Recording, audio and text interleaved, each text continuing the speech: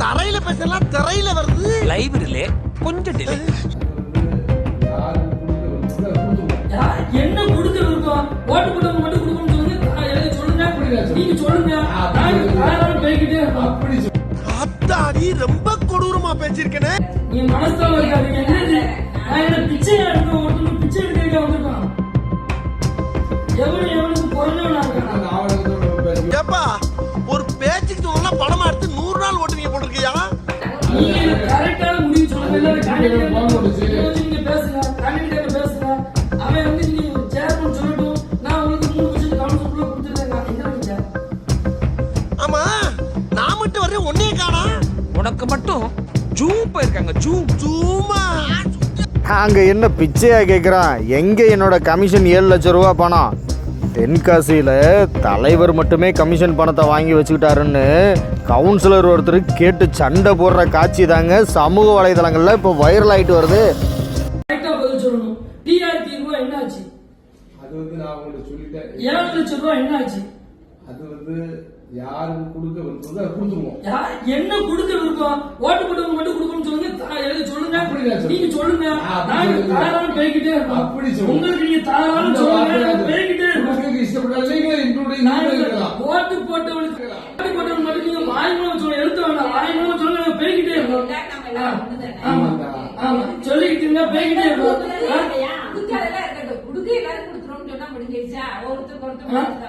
நீ மனசுல இருக்காதீங்க. என்னது?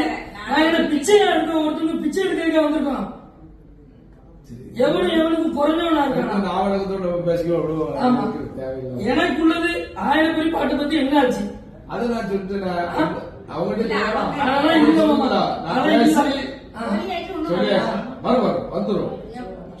நான் என்ன சொல்ல, பேங்க் இருக்கலாம், வேண்டாம இருக்கலாம், உங்க கைக்கு வரும். என்னைக்கு மாமா வரும்? நீங்க முதல் வகுப்பு தான் சொன்னீங்க. எந்த இது வந்தது? ஒரு நாள் ரூபாய் நீங்க 2 கட்டு ரூபாய் என்னைக்கு வந்தது? எங்களுக்கு என்னைக்கு வந்தது? அவங்களுக்கு கொடுக்கலன்னா நீங்க சொல்லுங்க. போதுமா? அவங்க கைக்கு போகலாம் நீங்க சொல்லுங்க.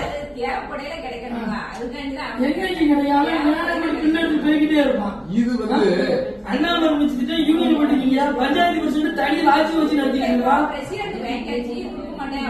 உங்களுக்கு கொடுக்க மாதிரி இல்ல அப்படின்ட்டு கேள்விப்பட்டிருக்காங்க.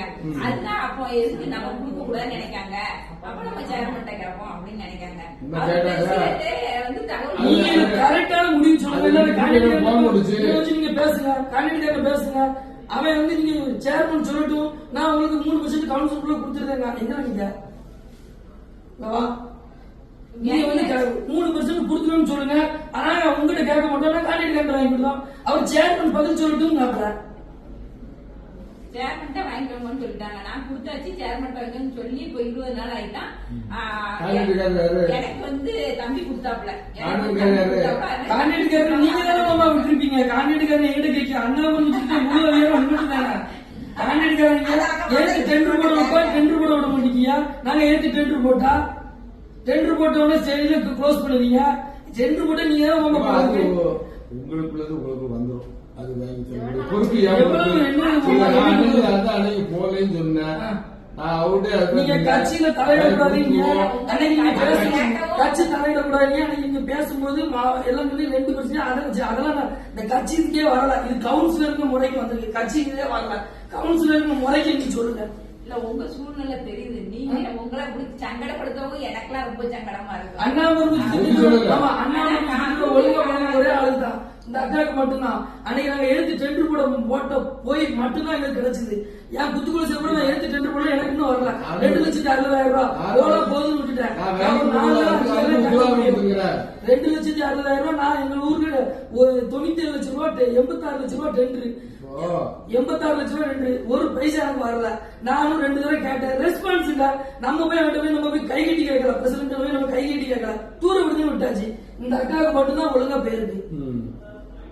பிஆர்டி டெண்டர் நீங்க போவோம்.